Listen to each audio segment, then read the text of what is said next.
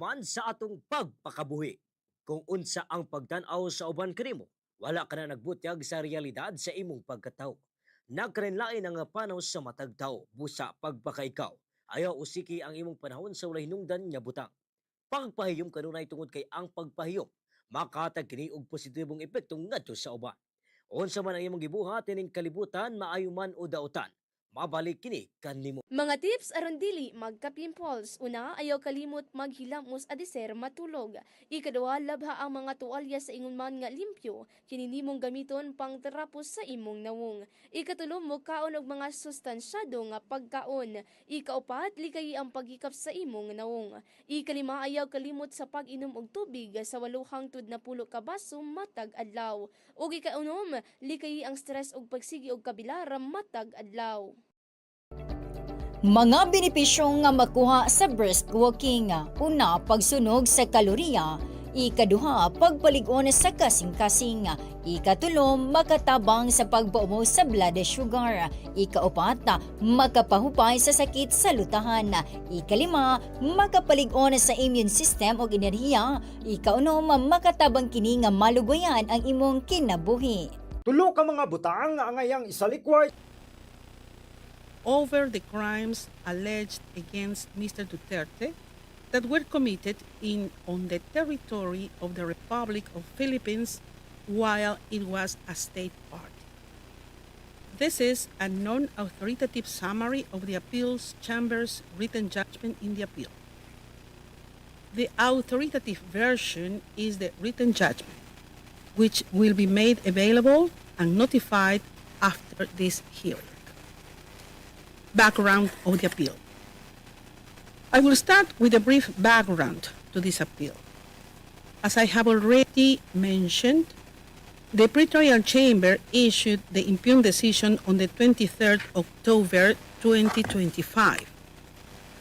On 14 November 2025, the defense submitted its appeal brief raising 4 grounds of appeal and requesting the appeals chamber to reverse the impugned decision, to find that there exists no legal basis for the continuation of the International Criminal Court's proceedings against Mr. Duterte, and order his immediate and unconditional release.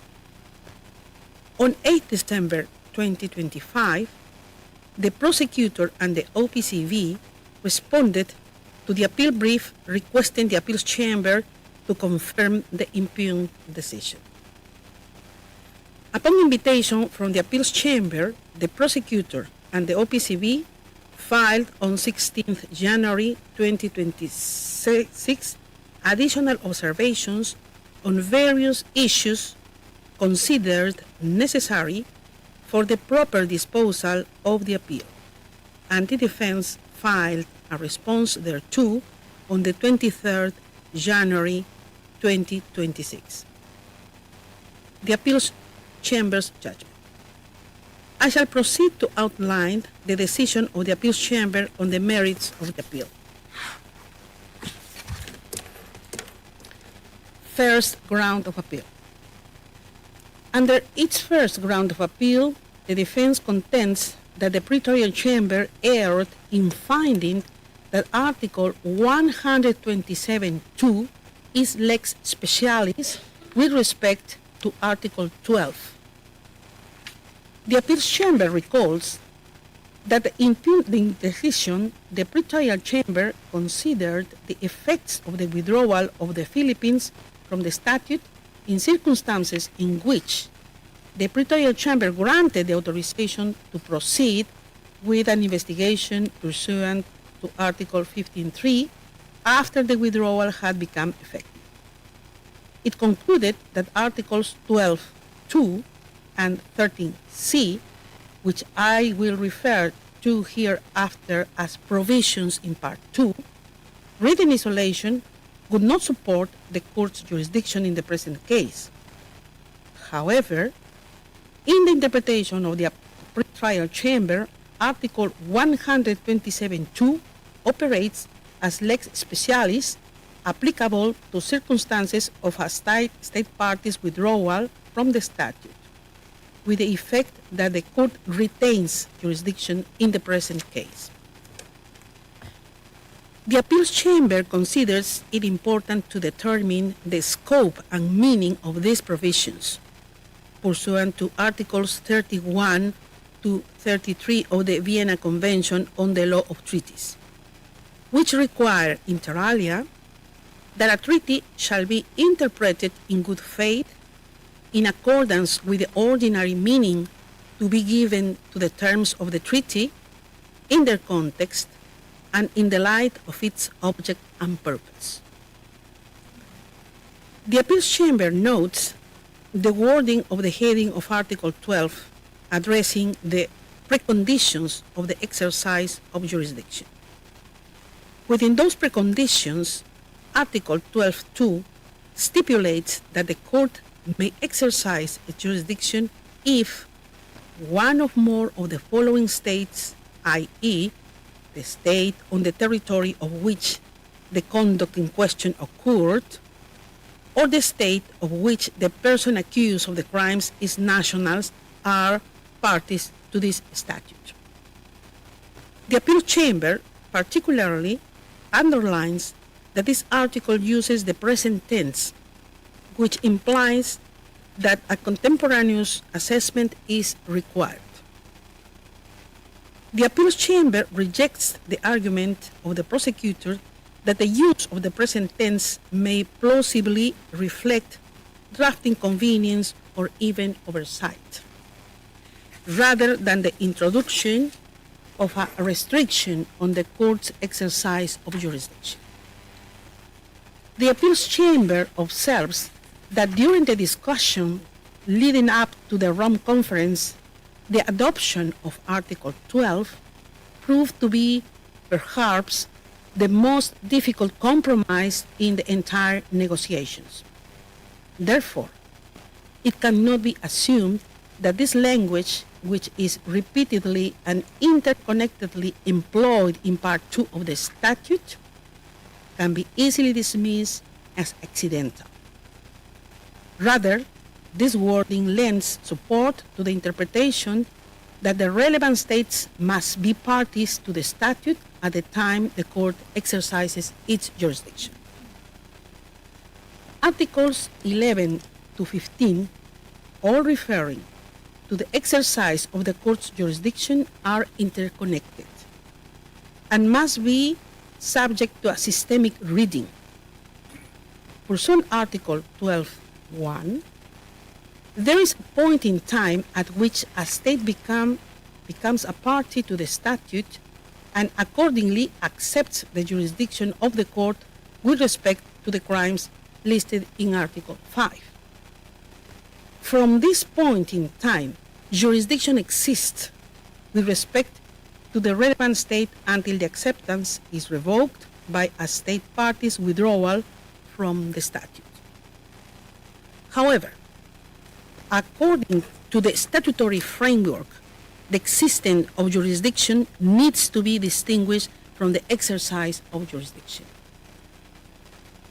In situations of a state party's withdrawal from the statute, these provisions must also be assessed in light of Article 127, which addresses specific circumstances and determines that the withdrawal shall not prejudice in any way the continued consideration of any matter which was already under consideration by the court prior to the date on which the withdrawal became effective.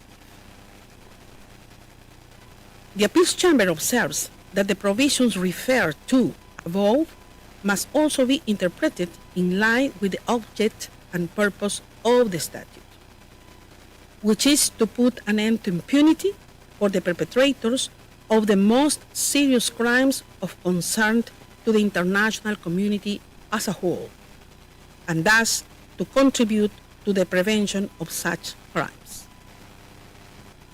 It would be incompatible with this object and purpose to enable a state party to evade its responsibilities under the statute by depositing a written notice of withdrawal once it discovers that alleged crimes committed on its territory or by its nationals are being examined by the prosecution. At the same time, the state's right to withdraw from the statute would not be effective if the court were able to exercise jurisdiction indefinitely, despite the state no longer being a party.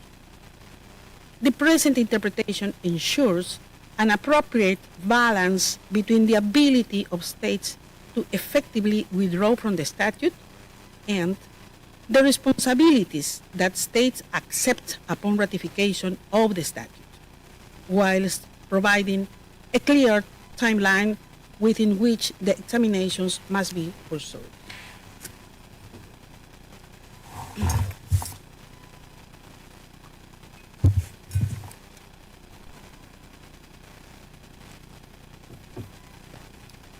The appeals chamber now turns to the contention of the defense under the first ground of appeal, namely that the pretrial chamber erred in law by construing Article 127.2 as lex specialis vis-à-vis Articles 12.2 and 13c. In situations involving a state party's withdrawal from the statute, these provisions must be assessed systemically in light of Article 127, which specifically addresses the consequences of such a withdrawal. The appeals chamber notes that the defense argues mainly in abstract and theoretical terms, focusing on the principle of lex specialis. However, the key issue in this appeal is not how the principle is classified or applied in theory, but whether the pretrial chamber made a legal error in interpreting the statute. For this reason, the appeals chamber finds it unnecessary to address the defense's arguments on the scope and application of lex specialis, as they do not affect the outcome of this appeal. The appeals chamber considers that what is determinative to this appeal is whether the pretrial chamber incurred an error of law in its interpretation of the statute. In the view of the appeals chamber, the provisions in Part 2, read together with Article 127.2, settle the legal regime applicable to situations of a state party withdrawal. Accordingly, the appeals chamber finds no error in the pretrial chamber's interpretation of Article 12.2, as requiring that the relevant state be party to the statute at the time the court exercises its jurisdiction, read together with Article 127, which establishes when the withdrawal takes effect and the regime applicable under these circumstances. For the aforementioned reasons, the appeals chamber unanimously rejects the defense's first ground of appeal.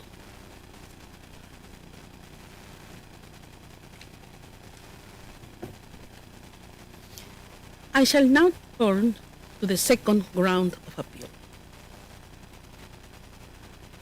Under the second ground of appeal, the defense argues that the pretrial chamber erred in finding that a preliminary examination may qualify as a matter under the consideration of the court within the meaning of Article 127.2. The appeals chamber rejects this argument of appeal by majority. Judge Lotkipanidze dissents on this point. His reasons are set out in detail in his dissenting opinion. Therefore, my references hereafter to the appeals chamber shall be understood in light of this qualification, meaning that the relevant findings pertain to the majority of the appeals chamber, as Judge Lotkipanidze is partially dissenting. Under its second ground of appeal, the defense raises 4 sub-grounds of appeal. First, the defense contends that the pretrial chamber adopted an overly broad interpretation of the term matter under Article 127.2 and failed to give due weight to other language versions of the statute in interpreting this provision. Having examined the arguments raised by the parties and participants, the appeals chamber finds that the pretrial chamber properly assessed the ordinary meaning of the words any matter under consideration and did not expand them to include a mere concern or thought. Moreover, it did not espouse a particular reference for the English version of the statute. Rather, in accordance with the test set out in the Vienna Convention on the Law of Treaties, it embraced the interpretation that best reconciles any difference of wording in the texts in favor of a broad reading of the phrase any matter. Therefore, the appeals chamber does not discern any error in this respect. Second, the defense alleged that the pretrial chamber erred in law by finding that a preliminary examination renders a matter under the consideration of the court within the meaning of Article 127.2. Having analyzed all submissions received, the appeals chamber also rejects this argument.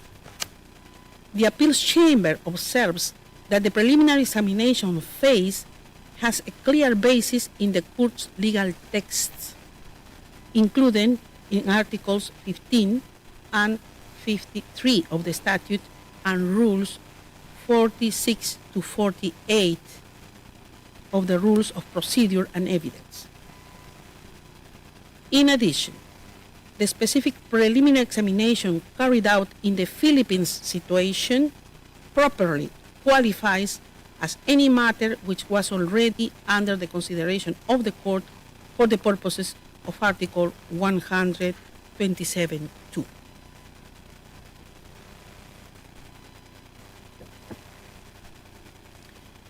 The appeal chamber notes that in the specific circumstances as detailed in the impugned decision, the prosecutor, A, decided to initiate a preliminary examination prior to the Philippines' withdrawal from the statute, B, publicly announced the initiation of a preliminary examination, C, adopted a number of procedural steps, some of which involved judicial rulings, and D, submitted a request to initiate a proprio motu investigation on the basis of the results of the preliminary examination. As a result, the appeals chamber dismisses this argument. Third, the defense argues that the pretrial chamber's application of the concept of subsequent practice in relation to the Philippines' continued engagement with the court after its withdrawal was legally inappropriate and factually incorrect. The appeals chamber recalls inter alia that in the context of its request to defer the prosecutor's investigation under Article 18.2, the Philippines underlined that the court lacks jurisdiction over the Philippines situation.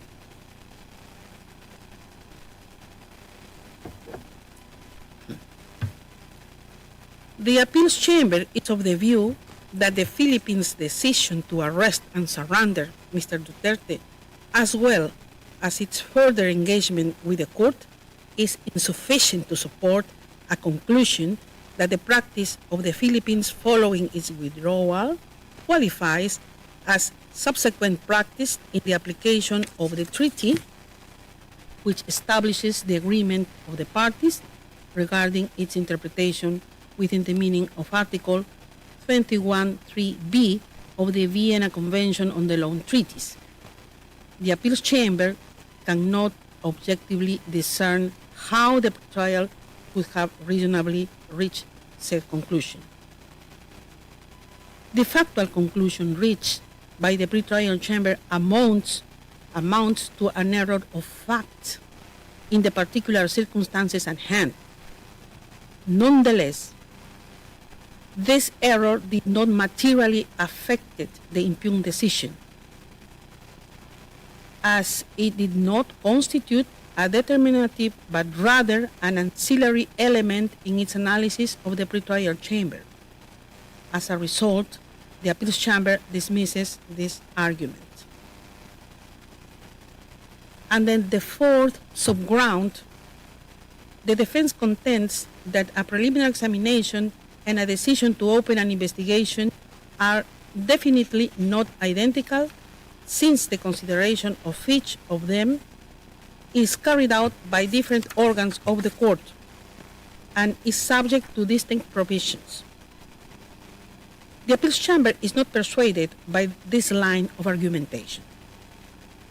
There is no strict separation between the preliminary examination and the opening of a proprio motu investigation, as they constitute two components of an integral legal procedure, without prejudice of the organ conducting the relevant steps. Therefore, the appeals chamber finds no error in the conclusion reached by the pretrial chamber.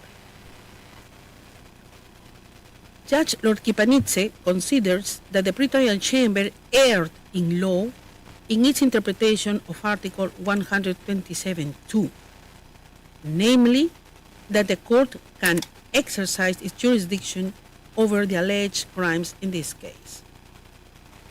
For the reasons set out in his partially dissenting opinion, he is of the view that the prosecutor's preliminary examinations are not a matter under the consideration of the court within the meaning of Article 127(2), and that a situation is only under the consideration by the court once a pretrial chamber authorizes an investigation into that situation.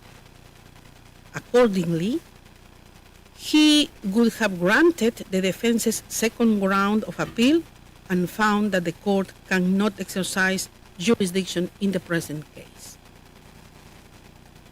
For the foregoing reasons, the appeals chamber, by majority, rejects the second ground of appeal.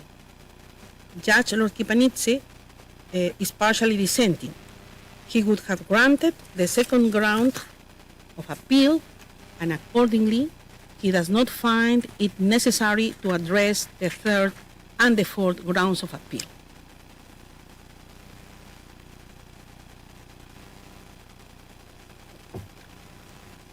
I shall now turn to the third ground of appeal.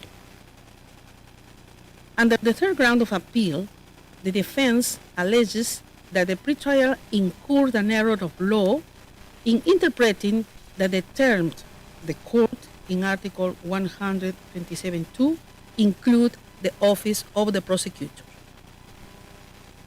The pretrial chamber noted that the word court, which is capitalized in this article, refers to the institution of the International Criminal Court as per Article 1 of the statute, rather than the judicial chambers. It further considered that, as stated in Article 34, the court is composed of 4 organs, including the office of the prosecutor. The appeals chamber observes that, in line with the interpretative methodology required by the Vienna Convention on the Law Treaties, the pretrial chamber first considered the ordinary meaning of the word court, noting the ambiguities in the ordinary meaning of the word. The pretrial chamber then considered the context of the term in the statute as a whole, as well as by reference to the context in which it is used in Article 127 itself. The appeals chamber finds that the statute employs the term the court in distinct senses, and it must be ascertained which one is appropriate with respect to the provisions under interpretation.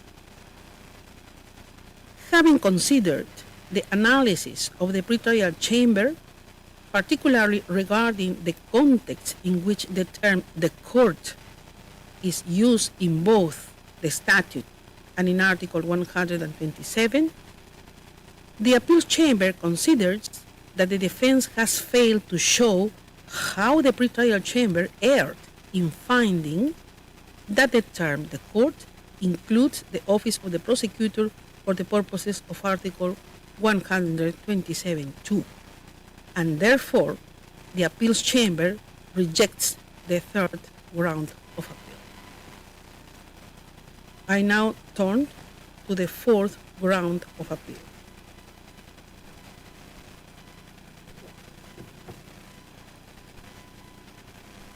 Under the fourth ground of appeal, the defense argues that the pretrial chamber erred in finding that the object and purpose of the statute permits the opening of an investigation even after the effective withdrawal of the Philippines from the statute. According to the defense, in adopting its legal interpretation, the pretrial chamber made a policy-oriented determination. The appeals chamber cannot discern any error in the pretrial chamber's interpretation of Article 127. The appeals chamber is not persuaded by the defense's omission that the one-year withdrawal period under Article 127(1) sufficiently preserves the statute's object and purpose, as the prosecutor may seek an investigation within this period. As noted above, if the prosecutor is satisfied that a reasonable basis exists to open an investigation proprio motu, he or she is under the obligation to present an application for authorization to do so to the pretrial chamber.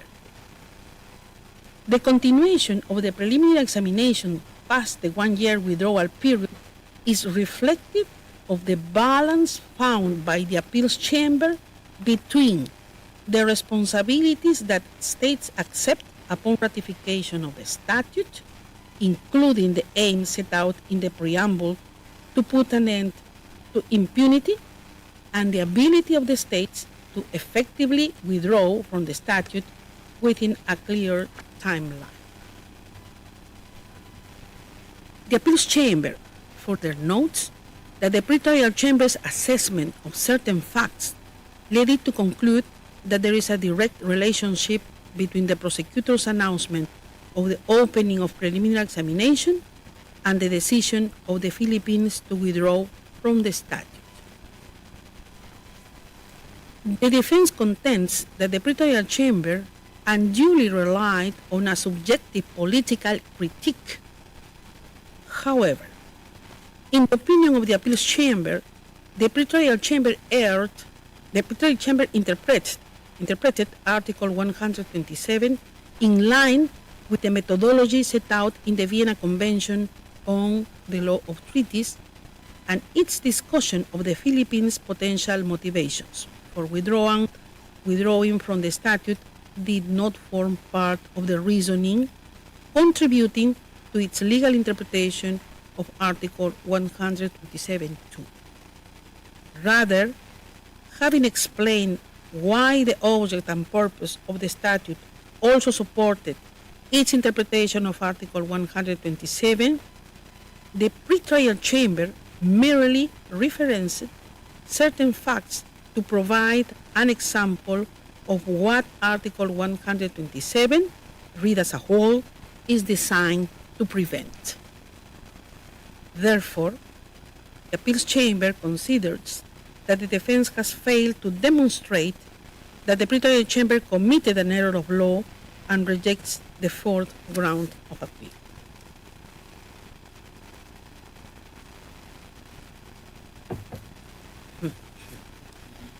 The appeal chamber by majority, as a conclusion, Judge Orquipanise, partially dissenting in the second ground, has rejected all 4 grounds of appeal. Having rejected the entire appeal, the appeals chamber considers that the defense request for the immediate and unconditional release of Mr. Duterte is moot. In the appeal pursuant to Article 82(1)(a) of the statute, the appeals chamber may confirm, reverse, or amend the decision appeal. In the present case, the appeals chamber by majority confirms the impugned decision. Judge Orquipanise appends a partially dissenting opinion. This brings us to the end of the summary of the appeals chamber's judgment of today. Finally, I would like to end by thanking all the parties, participants, and their counsel, registry staff, and interpreters who have assisted with today's hearing. There is a lot of work that goes on behind the scenes to ensure that these hearings run smoothly, and the appeals chamber is very grateful to all of those involved, including to IMSS for its efforts to make sure the courtrooms system are available for the present hearing. Finally, I would like to thank my colleagues, the judges, and the appeals chamber's staff for their support. The hearing is adjourned.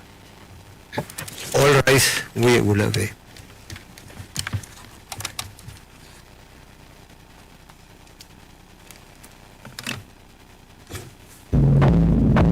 Yan mga kabombo at mga ka-Star Nation, napakinggan at napanood po ninyo ang mga kaganapan sa International Criminal Court. Babalikan lamang natin ang ilang mahalagang yugto doon sa naturang desisyon ng Appeals Chamber.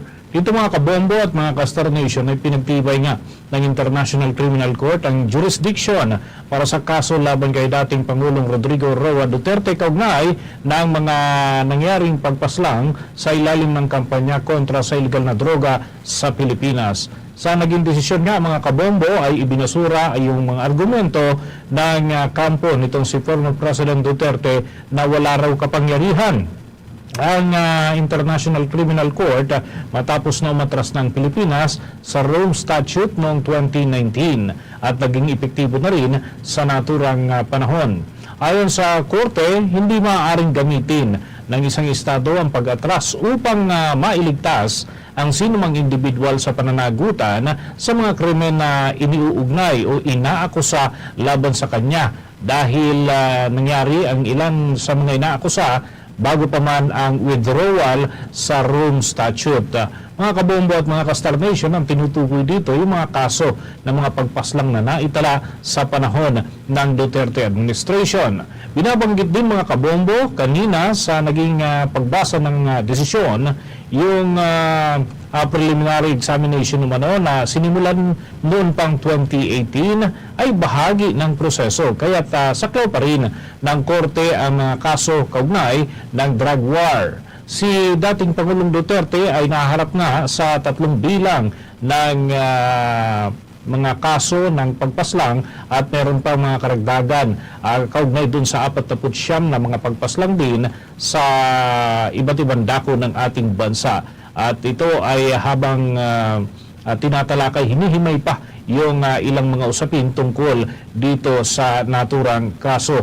Ibig sabihin mga kabombo, mga ka-Star Nation, uusad yung kanilang mga proseso pa dyan sa International Criminal Court. Bagamat wala pa hong pinal na pasya ukol naman doon sa naging confirmation of charges sapagkat ang desisyon ukol ho dyan ay ilalabas naman pagsapit ng 30 ng Abril ng taong kasalukuyan.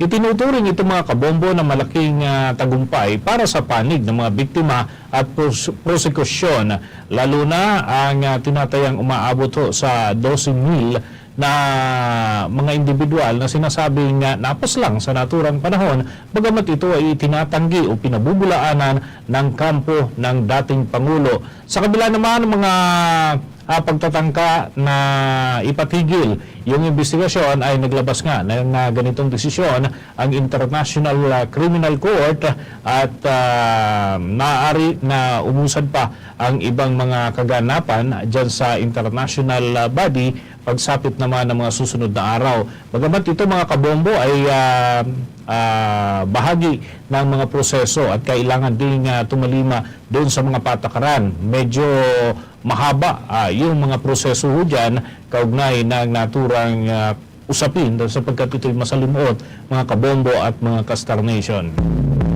Yung ating nga palang naudlot na panayam kanina dito kay Attorney Cortez, ilang punto pa ang nais ko pong maitanong at tangko pa rin para dito sa ating mga tagapanood at tagapakinig. Ito hong usapin ng pasya mula sa panig ho ng International Criminal Court. Paano yung, kumbaga, para sa panig nitong si former President Duterte, ito ho kaya ay pwedeng i-apila, ano? Okay, magkakaroon po ng mga karagdagan pang update. Mamaya i-check natin muna yung iba pang mga kaganapan and we'll check also doon sa Kamara de Representantes, kaugnay naman doon sa mga development sa impeachment hearing dito kay former Department of Education Secretary at Vice President Sara Duterte naman dyan sa bahagi po ng Kamara, mga kabombo at mga Kastar Nation. Check natin yan maya. And of course, sa panig ko ng Senado ay kuha din tayo ng ilang mga reactions hinggil sa mga usapin na napapanahon sa mga pagkakataong ito.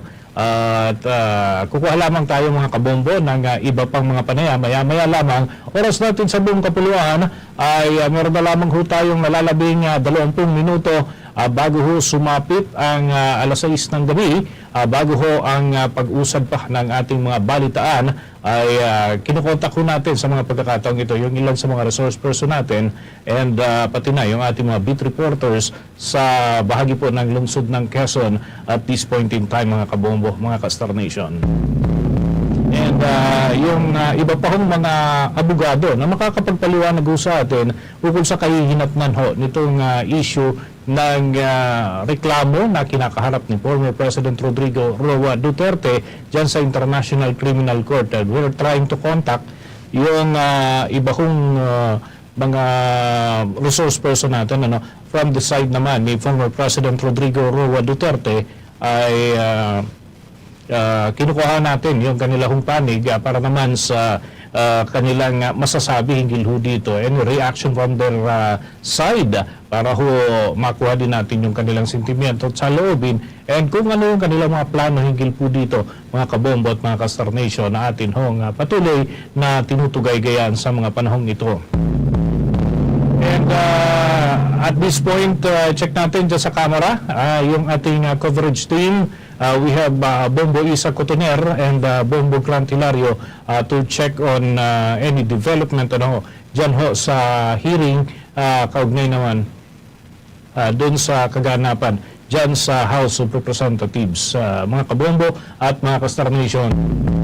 And pati ho yung mga lumabas kanina na mga nagbigay ng kanilang testimonya, yung mga resource person, pinunumpaan ho nila yung kanilang salaysay, we'll check about dun ho sa kabuuan.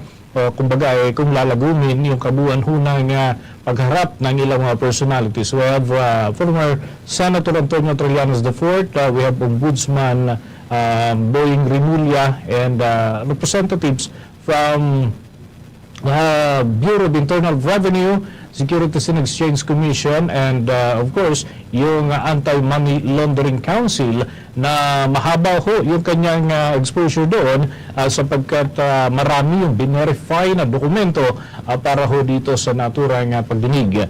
Ilan lamang ho dyan yung mga accounts kung nagkaroon ng transaksyon na kahalintulad ho nung hawak nitong si former Senator Trillanes. At pinapakita naman natin na natili hong bakante yung upuan na nakalaan para kay Vice President Sara Duterte habang isinasagawa yung naturang pagdinig. Kung nagkataon pala mga kabombo, mga ka-Star Nation, magkatabi itong si former Justice Secretary, former Senator at ngayon ay mamamayang Liberal Party List Representative Leila de Lima at si Vice President Sara Duterte. Ito ho ang base doon sa seating arrangement na ipinapakita po natin na kanina lamang mga kabombo sapagkat ito yung pagkakaayos doon sa kanila para sa nakalaang upuan dito kay Vice President Sara Duterte. Kaya lang, hindi siya nag-appear o hindi siya nagpadala ng kanyang kinatawan para sa panibagong pagbibigay ng panig, kaya ho na natiling blanco yung kanyang silya o yung upuan na nakalaan po para kay Vice President Sara Duterte dyan sa Kamara de Representantes mga kabombo sa kabuuan nitong hearing po na ito. And every time na magkakaroon ho ng pagkakataon ay ina-acknowledge kung nandyan na ang Vice President, pero sa kabuuan po ng mga pagtawag ng chairperson si Batangas Representative Jovil Luistro ay wala hong tumutugon. Ibig sabihin ay negative. Hindi ho humarap ito si Vice President Sara Duterte. But of course, ito ho naman mga kabombo ay procedural lamang. Ano? Hindi naman talaga nila inaasahan na halos na haharap ito si Vice President Sara Duterte sapagkat doon sa mga nakalipas na press conference at mga pronouncement ay sinasabi na wala nang rason para humarap dahil na-prejudge na raw siya. At kaugnay ho niyang issue tungkol po dyan sa kinakaharap niyang usapin. Sabi nga niyan, yung termino pa lang na ginamit na mini trial ay hindi raw ho sang-ayon itong si Vice President Sara Duterte kaya ho dumulog sa Korte Suprema dahil hindi trabaho ng mababang kapulungan ng Kongreso na mag-conduct ng trial, mini trial man ito, anumang klase ng trial, hindi raw ito dapat gawin sapagkat ang proseso ay kinakailangan gawin dun ho sa bahagi ng Senado bilang impeachment court kung sakasakali naaabot ang naturang reklamo sa naturang kapulungan mga kabombo at mga ka-Star Nation. Check na natin yung linya mga kabombo ng ating coverage team kaugnay ng impeachment related issues dyan po sa Kamara de Representantes. Check muna natin si Bombo Isa Cotoner o kaya si Bombo Grant Hilario sapagkat nakatuon po ang kanilang attention mula ho kanina dun sa pagharap dyan sa isinagawa hong appearance o sasalaysay nito si Ombudsman Jesus Crispin Boying Remulla ay tinutukan po natin yan sa pamamagitan ng ating coverage team. And at this point, i-check natin yung Senate muna sapagkat yung iba pang may kaugnayan ho dito sa usapin na ito mga kabombo at mga ka-Star Nation. I-check natin dyan sa Senado si Bombo Angelo Agaman. Check natin dyan sa Senado. By the way, si Bombo Genesis muna sapagkat may ilang recap lang ho tayo kaugnay doon sa mga naging takbo ng mga tinutukan po nating development dahil importante mga kabombo. Mabalikan natin para ho doon sa mga late tuners ho natin, nakakabukas lamang ho ng kanilang Bombo mobile app. Yung iba nga kakapanood lamang ho sa Facebook Live dahil galing ho sila sa biyahe. So i-check ho natin, konting recap para sa ating mga late tuners. By the way, ito ho mga kabombo, sunod-sunod yung mga kaganapan ngayong araw po na ito and we're trying to connect the dots sapagkat may local, may international scene natin hong binabantayan and of course, we are still checking doon ho sa mga kaganapan din sa Middle East sa kapakanan po ng ating mga kababayan doon, mga kabombo natin at mga ka-Star Nation. Affected po nitong sitwasyon dyan, lalo na yung mga overseas Filipino workers na nakakaugnayan din ho natin mga kabombo sa mga nakalipas na pagkakataon. Check natin si Bombo Genesis and ito'y related pa rin doon sa ating mga mga tinutugay-gayan ng mga development. Bombo Gen, please come in. Yes, Yes, Bungo Dennis, mga kabambukas nation, ikinatuwangan ng mga pamilya ng mga drug war victim itong naging desisyon ng International Criminal Court kung saan ay ibinasura ng International Criminal Court Appeals Chamber yung ng unang ground ng apela ni dating Pangulong Rodrigo Duterte kaugnay dito sa jurisdiction challenge. Kung babalikan, ay nagkaroon na dati ng desisyon dito ang International Criminal Court Pre-Trial Chamber 1, pero umapela kasi ang kampo ng dating Pangulo at iniakyat ito sa Appeals Chamber ng Modernis mga kabumbuano. Ngayon ay nagdesisyon din ang Appeals Chamber at ibinasura muli yung apela ng kampo ni dating Pangulong Rodrigo Roa Duterte. Mapapansin dito sa isinasagawang Justice Watch ng mga pamilya ng mga nasawi o namatay na mga kababayan natin dahil dito sa madugong drug war na isinagawa noon ni dating Pangulong Rodrigo Duterte ang kanilang kasiyahan matapos nga nitong desisyon ng International Criminal Court. Mapapansin ng ating mga kababayan, mga viewers natin o mga nanonood sa atin, itong tuwa ng mga pamilya ng mga biktima o Modernis mga kabambukas nation, ang sigaw nila dito, ituloy lamang ang laban at yung hearing or yung trial para kay dating Pangulong Rodrigo Roa Duterte na nahaharap na sa kasong crimes against humanity. Sa mga naunang panay na Bombo Radio Philippines sa mga pamilya ng mga drug war victims ng Modernis mga kabambukas nation, patuloy silang umaasa na sa lalong madaling panahon ay matuloy na yung trial laban kay dating Pangulong Rodrigo Roa Duterte. In fact, sa naunang panayan ng Radio Philippines, kay Atty. Efraim Cortez, ang presidente ng National Union of People's Lawyer, na kasama rin dito sa Justice Watch ngayon ng Modernis, ay sabi niya, yung usap-usapan kapag or in-uphold ng International Criminal Court Appeals Chamber itong jurisdiction issue or in-uphold nila yung jurisdiction nito dito sa Pilipinas, ay posibleng by June ay magkakaroon na nga ng trial. June hanggang September. Yan yung usap-usapan sa legal community ng Modernis. So, after na itong decision ng International Criminal Court, ay patuloy yung positibong pananaw ng mga drug war victim na kahit papano within this year ay masasimulan na ngayong trial laban kay dating Pangulong Rodrigo Duterte na nangaharap sa kasong crimes against humanity. Magbabato pa rin tayo ng update mamaya Modernis sa kaganapan dito sa Justice Watch na ginagawa o yung sinasagawa ng mga pamilya ng mga drug war victim, Modernis. Okay, Sige. With that, maraming salamat, Bombo Genesis. And i-check pa natin maya-maya yung mga update mula dyan sa iyong panig. From your end, Bombo Gen? Back to you, Modernis.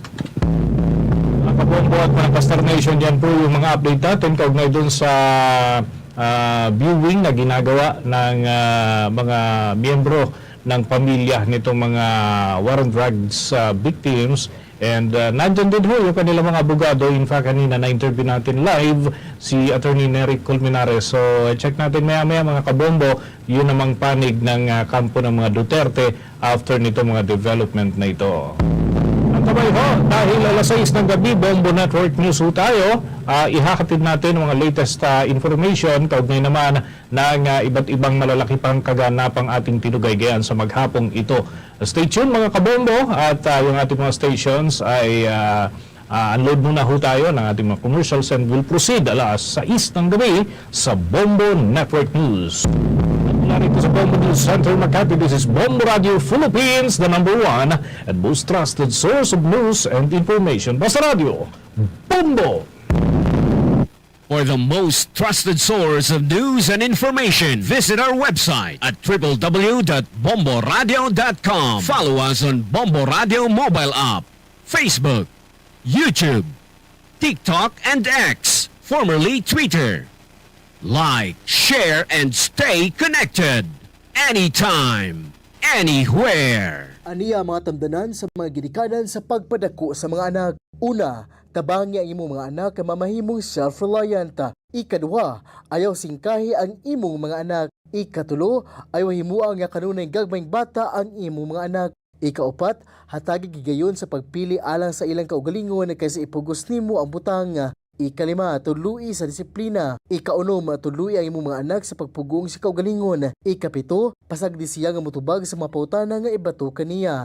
Ikawalo, tabang ang imong mga anak nga makabuhat sa iyang kaugalingong desisyon. Aniya na ang pamaagi aron makabaton og sakto nga tulog. Una, sunda ang schedule sa pagkatulog. Ikaduha, hatag og pagtagad ang imong gikaon og imnon. Ikatulo, paghimog usa ka malinawon nga palibot. Ikaupat, limitahi ang pagkatulog sa adlaw. Ikalima, iapil ang pisikal nga kalihukan sa imong adlaw-adlaw nga rutina. Ikaunom, muwada ang kabalaka sa imong alimpatakan. Mga tips alang sa imuhang social media accounts. Una, pagbugna og mga lisod mamatikdan nga passwords. Ikaduha, ayaw ipangatag ang bisan kinsa ang imuhang mga accounts. Ikatulo, i-log out ang tanan nimong mga accounts ilabi na sa mga devices na dili ikaw ang tag-iya. O pangkaupat, pagbugna og mga backups sa imong mga accounts. Ania ang mga pamaagi aron makatigom og kwarta. Una, planuha og tarong og pila nga kantidad imong gustong tigumon. Ikaduha, tubaga ang dakong pangutana og nganong gusto ka makatigom. Ikatulo, paghimo og blueprint sa imong plano aron aduna kay giya og pila na imong natigom nga kwarta. Ikaupat, ibutang imong savings sa sigurado og luwas nga account sama sa pagbutang sa savings account sa mga bangko. Ang ikalima, barugi imong desisyon sa planong makatigom. Mga sekreto sa malampuso nga kaminyoon. Una, ang matag kaminyoon adunay kaluyahoy. Ikaduha, adunay mangitngit nga kasaysayan. Ikatulo, ang kaminyoon adunay kaugalingon nga mga hagit. Ikaupat, ang matag kaminyoon adunay laing-laing level sa kalampusan. Ikalima, ang pagminyo mao ang pagdeklara og gubay batog sa mga kaaway sa kaminyoon. Ikaunom, walay perpekto nga kaminyoon.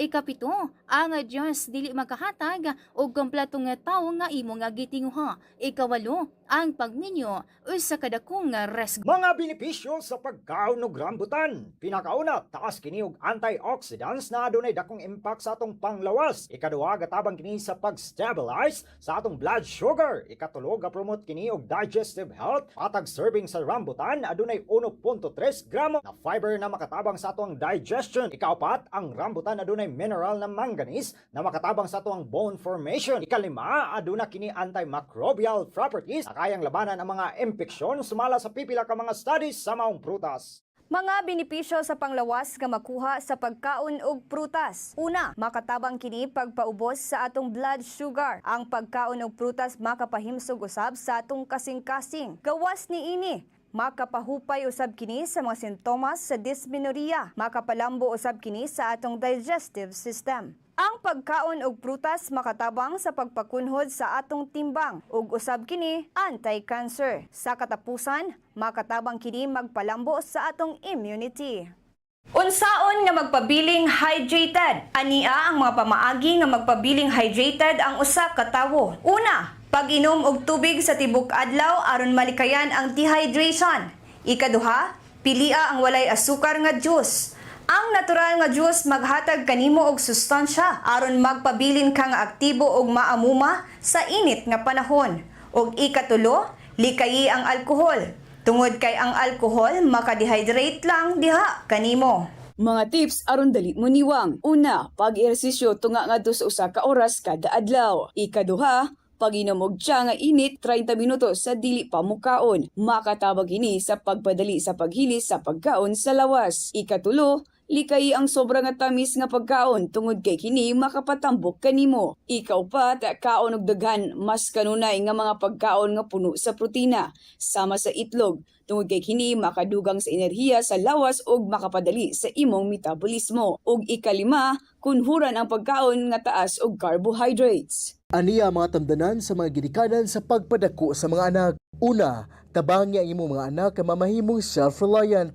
Ikaduha, ayaw singkahi ang imong mga anak. Ikatulo, ayaw himuang nga kanunay gagmayng bata ang imong mga anak. Ikaupat, hatagi gigayon sa pagpili alang sa ilang kaugalingon kaysa ipugos nimo ang butang. Ikalima, tuluy sa disiplina. Ikaunom, tuluy ang imong mga anak sa pagpugong sa kaugalingon. Ikapito, pasagdi siya nga motubag sa mga pautana nga ibato kaniya.